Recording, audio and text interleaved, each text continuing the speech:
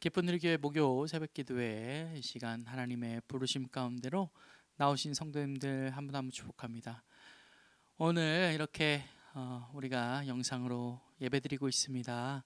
오늘도 있는 자리에서 우리 주님을 또 소망하시면서 또 이 예배를 또 기대하시면서 우리 함께 찬양하시면서 예배 드리시겠습니다.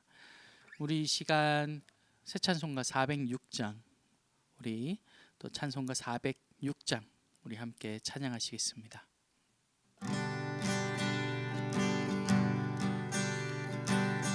우리 고난 내 영혼 편히 쉴 곳과 고난 내 영혼 편히 쉴 곳과 풍랑이 일어도 안전한 포구 폭풍까지도 다스리시는 주의 영원한 팔을 의지해 주의 영원하신 팔 함께 하사 항상 나를 붙드시니 어느 곳에 가든지 요동하지 않음을 주의 팔을 의지함이라. 세상 친구들 나를 버려도 예수 늘 함께 동행함으로 주의 은혜가 충만하리니 주의 영원한 팔 의지해 주의 영원하신 팔 함께 하사 항상 나를 붙드시니 어느 곳에 가든지 요동하지 않음을 주의 팔을 의지함이라. 나의 믿음이 연약해져도 미리 예비한 힘을 주시며 위태할 때도 안보하시는 주의 영원한 팔 의지해 주의 영원하신 팔 함께 하사 항상 나를 붙드시니 어느 곳에 가든지 요동하지 않음을 주의 팔을 의지함이라. 능치 못한 것 주께 없으니 나의 일생을 주께 맡기며 나의 모든 짐 대신 지시는 주의 영원한 팔 의지해 주의 영원하신 팔 함께 하사 항상 나를 붙드시니 어느 곳에 가든지 요동하지 않음을 주의 팔을 의지함이라.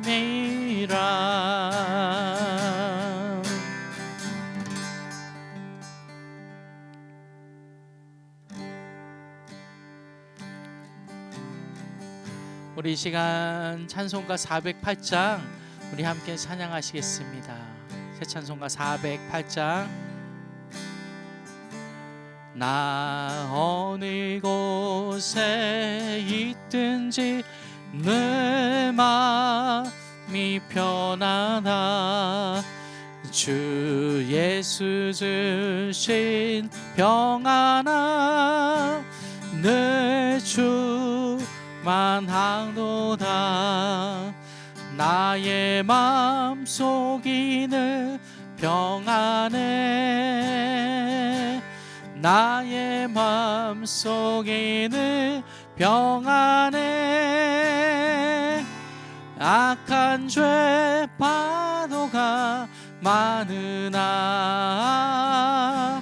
마음이 늘 평안해.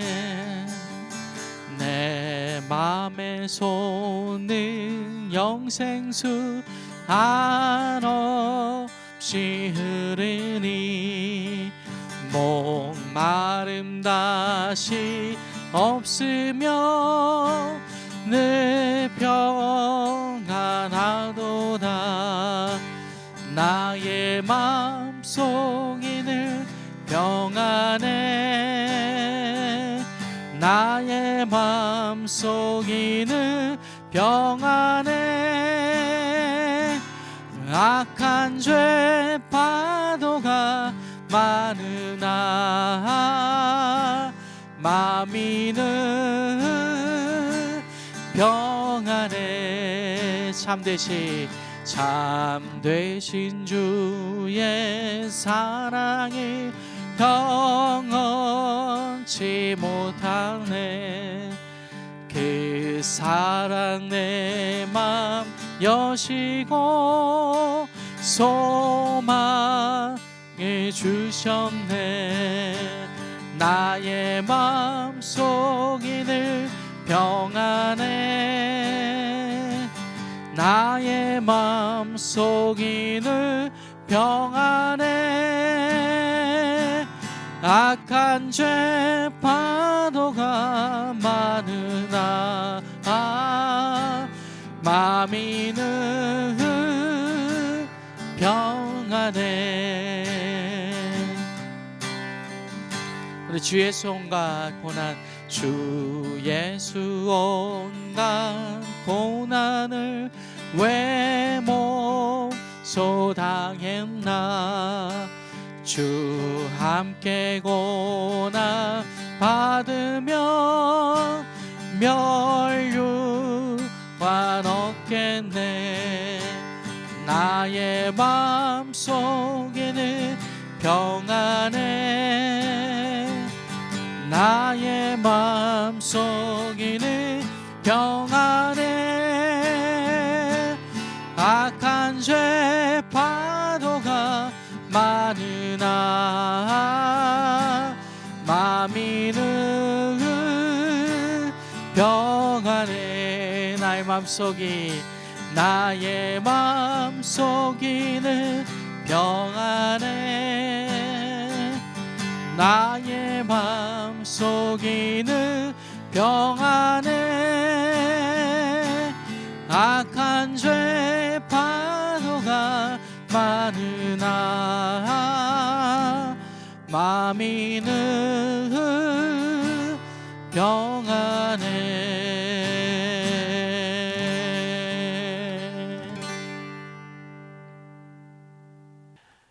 사랑의 하나님 아버지, 오늘도 주님의 사랑으로 주신 이 귀한 날 첫 이 시간 주님 앞에 드리기를 원합니다. 우리가 하나님을 먼저 사랑한 것이 아니라 하나님께서 우리를 먼저 사랑하여 주시어서 그리스도를 통하여서 우리 죄를 사하여 주시고 하나님과 원수되었던 저희들 하나님의 자녀로 또 회복시켜 주신 그 은혜를 감사합니다.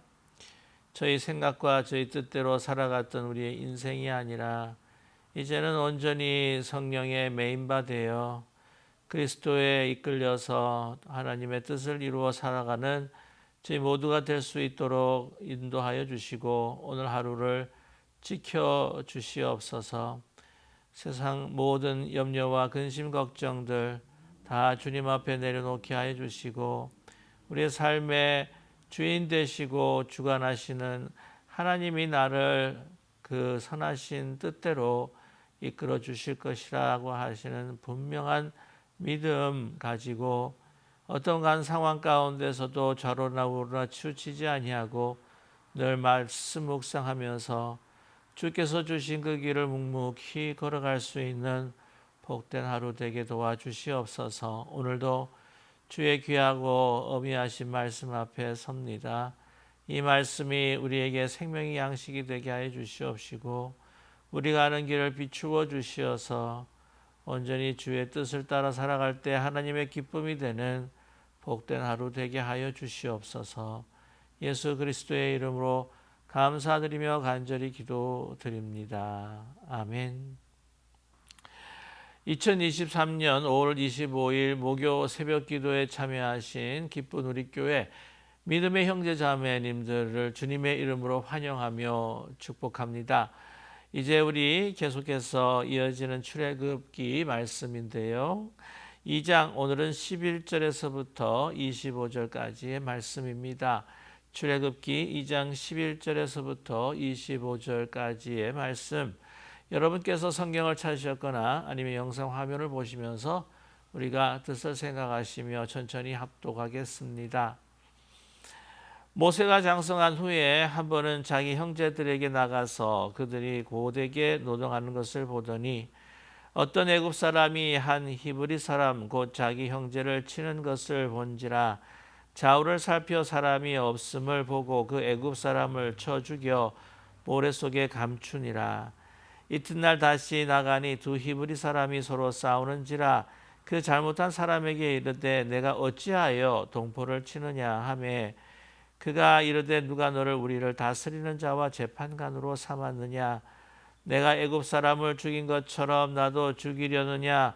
모세가 두려워하여 이르되 일이 탈로 되었도다. 바로가 이 일을 듣고 모세를 죽이고자 하여 찾는지라. 모세가 바로의 낯을 피하여 미디안 땅에 머물며 하루는 우물 곁에 앉았더라. 미디안 제사장에게 7달이 있었더니 그들이 와서 물을 길어 그유에 채우고 그들의 아버지의 양떼에게 먹이려 하는데 목자들이 와서 그들을 쫓는지라. 모세가 일어나 그들을 도와 그 양떼에게 먹이니라. 그들이 그들의 아버지 르우엘에게 이를 때에 아버지가 이르되 너희가 오늘 어찌하여 이같이 속히 돌아오느냐. 그들이 이르되 한 애국 사람이 우리를 목자들의 손에서 건져내고 우리를 위하여 물을 길어 양떼에게 먹였나이다. 아버지가 딸들에게 이르되 그 사람이 어디 있느냐. 너희가 어찌하여 그 사람을 버려두고 왔느냐. 그를 청하여 음식을 대접하라 하였더라. 모세가 그와 동거하기를 기뻐하며 그가 그의 딸 시보라를 모세에게 주었더니 그가 아들을 낳음에 모세가 그의 이름을 게르솜이라 하여 이르되 내가 타국에서 나그네가 되었음이라 하였더라. 여러 해 후에 애굽 왕은 죽었고 이스라엘 자손은 고된 노동으로 말미암아 탄식하며 부르짖으니 그 고된 노동으로 말미암아 부르짖는 소리가 하나님께 상달된지라. 하나님이 그들의 고통 소리를 들으시고 하나님이 아브라함과 이삭과 야곱에게 세운 그 언약을 기억하사 하나님이 이스라엘 자손을 돌보셨고 하나님이 그들을 기억하셨더라. 아멘. 오늘 이 본문의 말씀은 모세가 이 왕궁에서 도망쳐서 이제 미디안 광야로 피신하는 그러한 일을 또 기록한 본문입니다. 이 광야라고 하는 곳 어떤 그 누구도 사실 가고 싶은 곳은 아닙니다.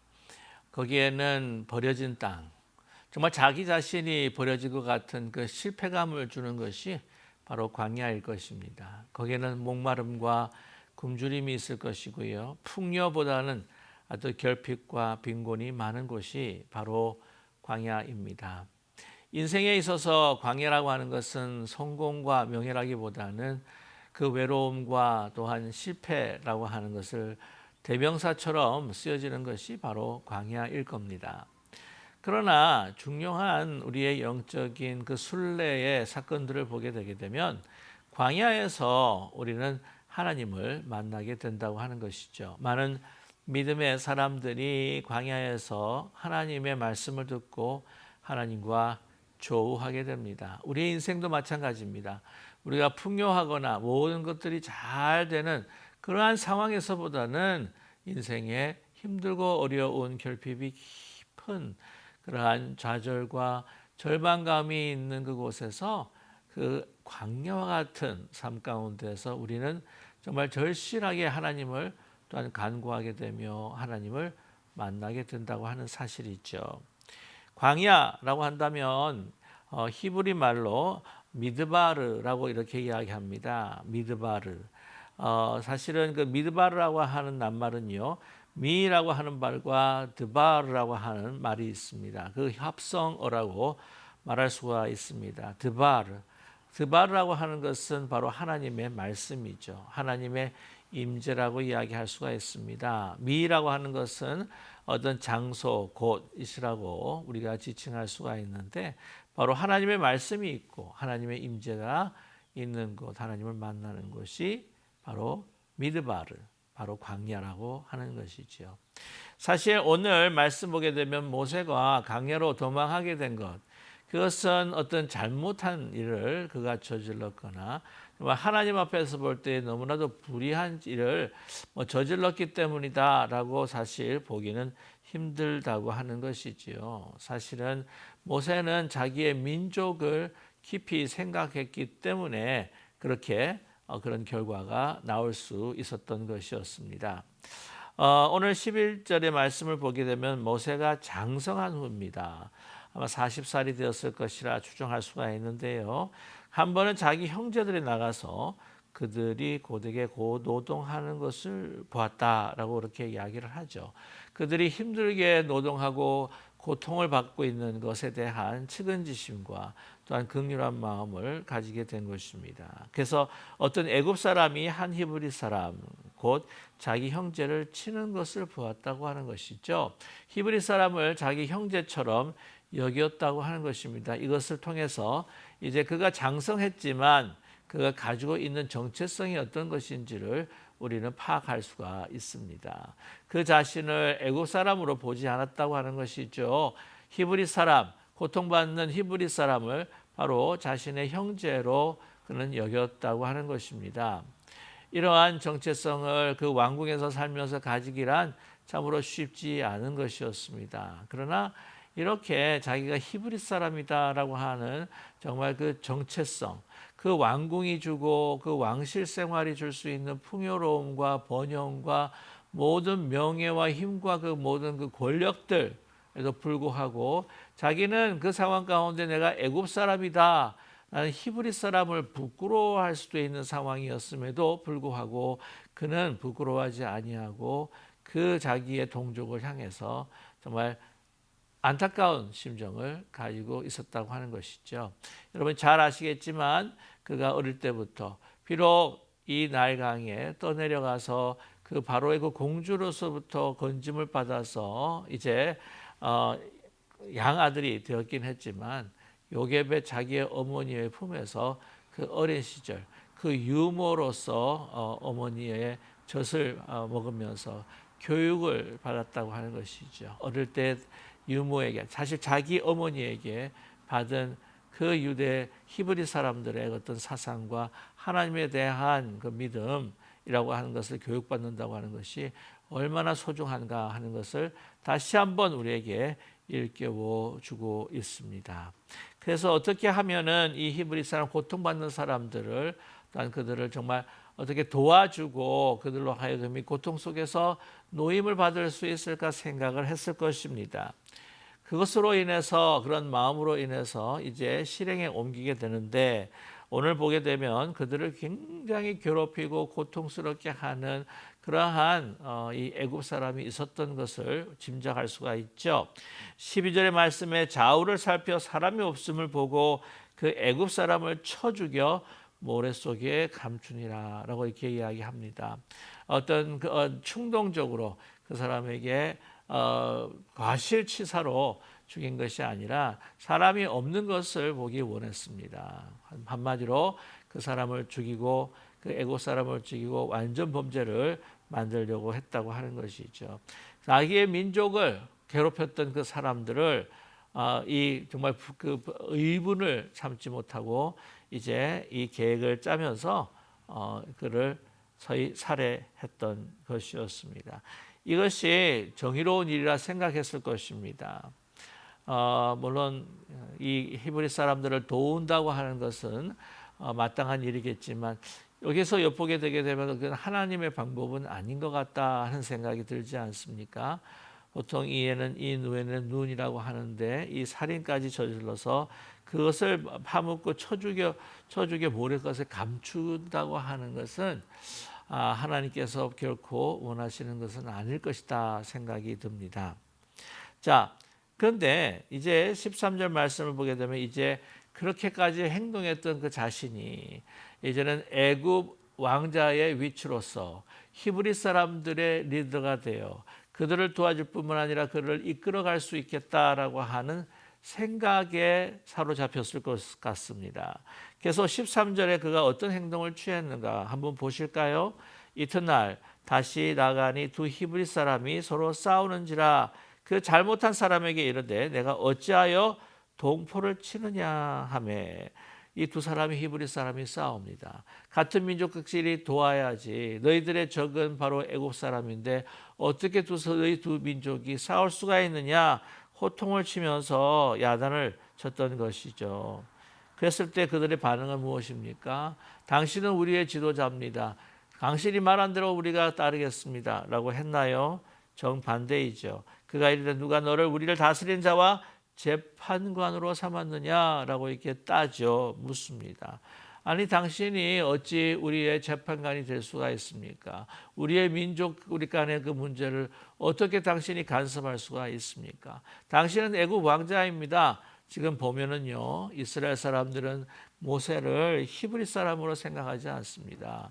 이 애굽의 황족으로서 황실에서 모든 번영과 권리와 권세를 누리고 있는 애굽 사람으로 밖에 보지 않는다고 하는 것이죠. 그들이 갖고 있는 고통과 아픔을 나누고 공감하는 사람들이 공감을 할 줄 몰라도 그 처지에 같이 있는 사람이 아니라고 하는 것으로 인하여서 이제 거부하고 있다고 하는 사실이죠. 그리고 그가 행했던 모든 그 일들이 이제는 완전 문제가 될 수가 없습니다. 사람들이 알고 있습니다. 보았습니다. 누군가 보았던 것이죠. 그래서 그들이 이렇게 되묻습니다. 내가 애굽 사람을 죽인 것처럼 나도 죽이려느냐? 이때 모세가 두려워하여 이르되 일이 탈로 되었도다라고 그렇게 고백을 하면서 이제 15절 말씀 보면 바로가 이를 듣고 모세를 죽이고자 합니다. 찾습니다. 그래서 바로의 낯을 피하여 미디안 땅으로 도망가서 거기서 머물게 되었던 것이지요.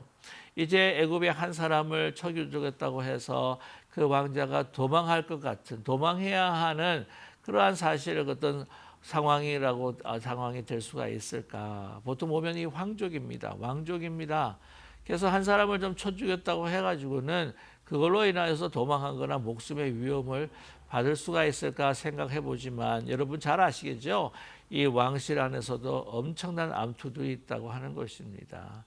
승계자로 인하여 어떻게 승계를 갈 것인가라고 하는 그런 아주 그런 암투 속에서 이제 이 일이 발각이 되면 자기는 아마 몰려서 역적으로 죽을 수밖에 없을 것이다 하는 생각이 들었을 것입니다.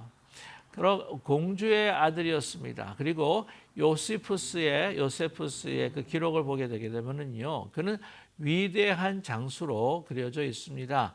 에티오피아 그 국가의 그 원정 가서 큰 싸움을 이기고 승리하고 돌아오는 개선 장군으로 그려져 있고요. 그 지혜와 그의 용기와 그들의 그 싸움의 그 능력이라고 하는 것은 정말 대단한 사람으로 그려져 있습니다. 여러분 기억하시는지 모르겠지만 10개라고 하는 그 영화 그 찰턴 헤스턴 율브린너가 나왔던 영화를 아마 기억하실 수가 있을 텐데 그 오프닝 장면을 보게 되게 되면은 그 찰턴 헤스턴 역할을 했었던 모세가 개선 장군으로 들어오는 입성하는 것을 여러분 기억할 수 있을 것입니다.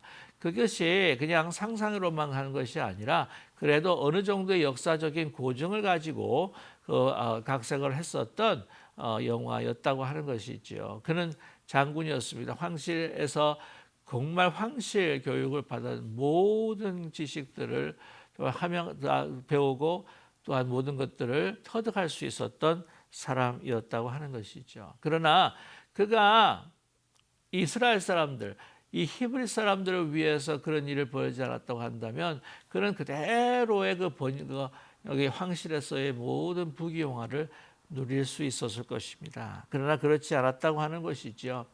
히브리서 11장 24절에서부터 25절까지의 말씀에 이런 기록이 있습니다. 믿음으로 모세는 장성하여 바로의 공주의 아들이라 칭함받기를 거절하고 도리어 하나님의 백성과 함께 고난받기를 잠시 죄악의 복을 누리는 것보다 더 좋아했다라고 그렇게 이야기를 하고 있습니다. 지금 보시면은요, 그가 모든 부귀영화 그리고 하나님께서 주신 그 히브리 민족의 어떤 그런 자긍심과 또한 믿음을 가지고 있었다고 하는 것이죠. 그래서 이 이스라엘 민족을 내가 이 애굽의 왕자이기 때문에 이 신분으로 능력으로 이끌어갈 수 있을 것이다. 해방시켜줄 수 있을 것이다.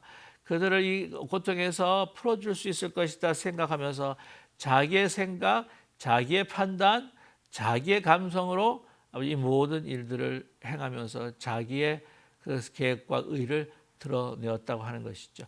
거기에 사실은 실패로 돌아갈 수밖에 없었다고 하는 것입니다. 그래서 그는 이제 미디안 광야로 이제 도망칠 수밖에 없었습니다. 그가 필요했던 것은 무엇인가? 여러분 분명히 다시 한번 말씀을 드리지만 오늘 이 마지막 그 부분에 보게 되면요. 23절과 24절, 25절의 말씀을 보면 가장 많이 반복되는 단어가 하나님입니다. 그는 하나님의 이름을 부르짖었어야 되고 하나님 앞에 또한 간구했어야만 합니다. 자, 23절과 24절, 25절 이 구절을 한번 보게 되면요. 여러 후에 애굽 왕은 죽었고 이스라엘 자손은 고된 노동으로 말미암아 탄식하며 부르짖으니 그 고된 노동으로 말미암아 부르짖는 소리가 하나님께 상달된지라라고 이렇게 말씀하고 있습니다. 이제 이 이스라엘 민족이요 자손들이요 하나님 앞에 너무 고통스러워서 하나님을 부르짖습니다. 참 흥미로운 것은 이 출애굽기 1장 시작할 때는요. 이 이스라엘 민족들이 히브리 민족들이 하나님 앞에 부르짖지 않습니다. 고통스럽습니다. 우리를 이렇게 좀 살려주십시오. 구원해 주십시오라고 이렇게 탄식하며 부르짖는 소리를 들을 수가 없어요. 모세도 마찬가지였습니다. 자기가 가지고 있는 배경, 실력 그것으로 모든 것을 해결해 보겠다. 제가 이 이스라엘 민족을 이끌어 보겠다라고 생각했지만 실패했을 수밖에 없습니다. 그는 먼저 그들의 고통을 보면서 하나님 앞에 부르짖었어야만 했습니다. 하나님 어떻게 해야 하겠습니까? 제가 어떻게 해야만 합니까? 라고 부르짖었어야만 합니다. 그때 24절 보시면 하나님이 그들의 고통 소리를 들으셨습니다. 그리고 그 언약을 기억하셨습니다. 25절이죠. 하나님이 이스라엘 자손을 돌보셨고 하나님이 그들을 기억하셨더라라고 말씀하고 있습니다. 이제야 정말 이 출애굽기에 그들을 이끌었던 사람이 모세가 아니라 하나님이었던 것을 우리에게 그대로 여실히 보여주고 있지 않습니까? 하나님께 부르짖고 하나님이 고통 소리를 들으시고 하나님께서 돌보시고 그들을 기억하셨다는 것이죠. 모세가 이렇게 했었어야만 했었습니다. 그러나 자기가 가지고 있는 그러한 애굽 왕자의 배경, 그의 스펙과 실력, 그것을 가지고 자기가 계획했던 모든 것들을 실행하게 되면 이것이 그들을 이스라엘 민족을 이끌 수가 있겠고 그들을 구원할 수가 있을 것이다 착각했겠죠.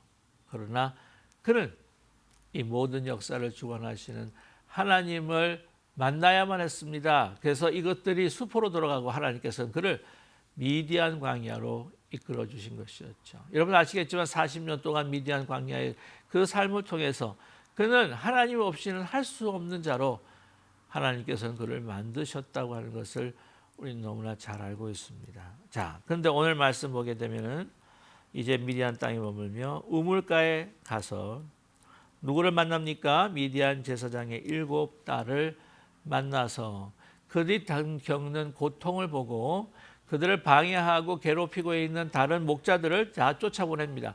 그러니까 기본적으로요, 이 모세는요, 이 의분이라고 하는 것이 있습니다.